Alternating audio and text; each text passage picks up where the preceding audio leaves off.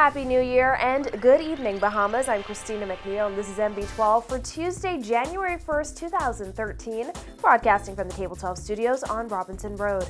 Coming up in news tonight, how Junkanoo officials say the smartphone judging system worked out for this morning's parade. Police get their crime-fighting plans for 2013 in action, a look back at the controversy surrounding Urban Renewal 2.0 and where it's heading this year. And a road in western New Providence could be renamed in the coming months. We have those stories and much more coming up tonight. Your MB12 starts right now.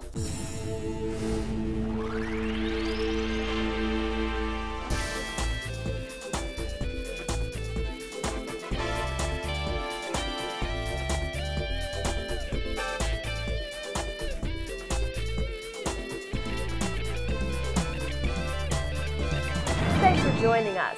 Thousands of Junkanooers paraded down Bay Street in the first Junkanoo parade of the year. After the Valley Boys swept every category on Boxing Day and emerged the winners, the remaining A groups vowed to claim the New Year's Day title. Those results began coming in late this evening at Arawak Key, but were unavailable up to airtime. We'll have more details and a closer look at the results in tomorrow's newscast. Well, despite assurances from the Junkanoo Corporation of New Providence that problems with the new smartphone judging system would be resolved before the New Year's Day Junkanoo parade, judges were once again forced to use scorecards. Officials say they experienced yet another technical difficulty with the smartphones, which were first scrapped during the Boxing Day parade. Vonique Toot reports. Though a glitch prevented judges from using their new smartphone system during the Boxing Day parade, officials held out hope that the system would be up and running on New Year's morning. However, chairman of the parade management team, Douglas Hanna, revealed that they once again scrapped the smartphones before the first group rushed down Bay Street.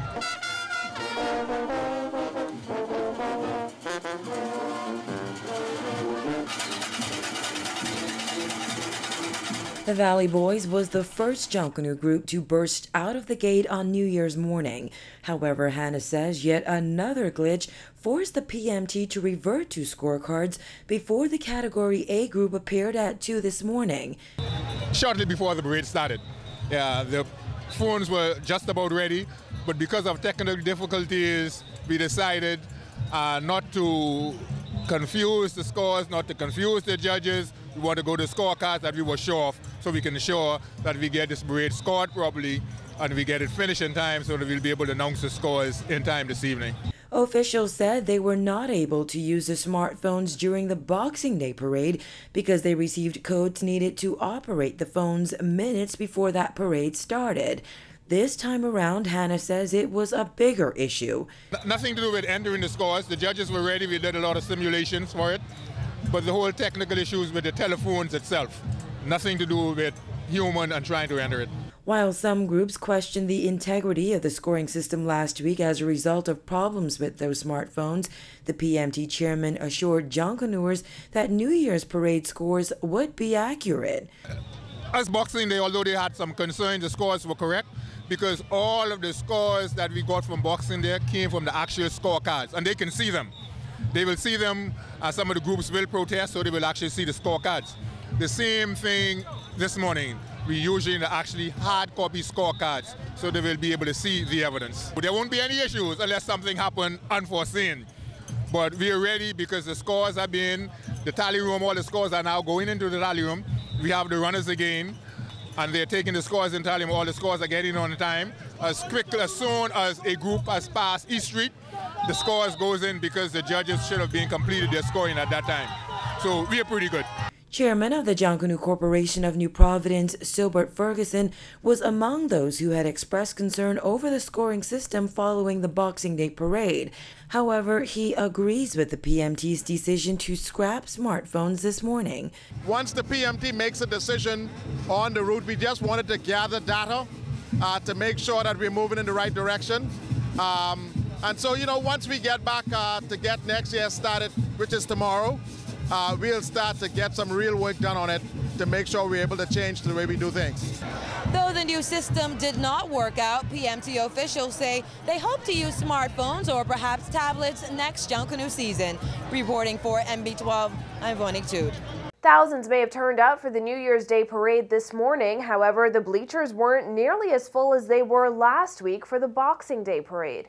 The top bleachers on Rawson Square were practically empty. Chairman of the Junkanoo Corporation of New Providence, Silbert Ferguson, noted that the Boxing Day parade was sold out, while the JCNP only sold about 70% of tickets for this morning's parade. This always happens New Year's.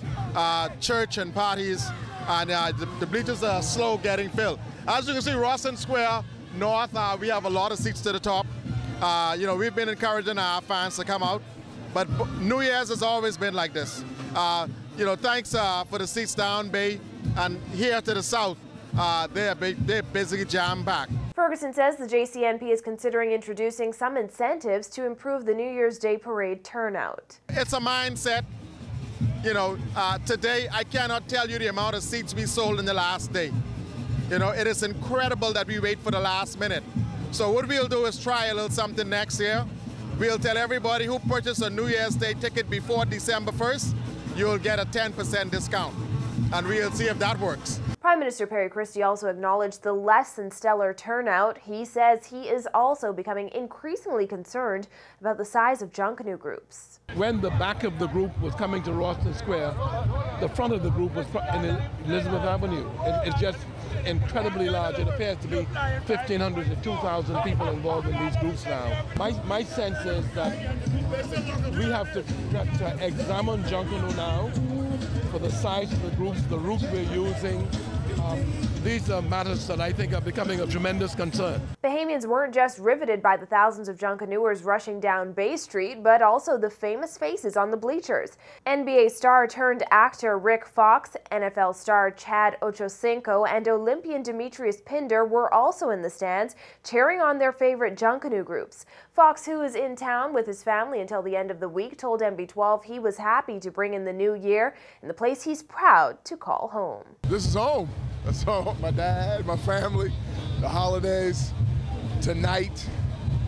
I got friends and family that have never been here this time of year. So bring them out tonight to experience Junkanoo. Just glad to be home.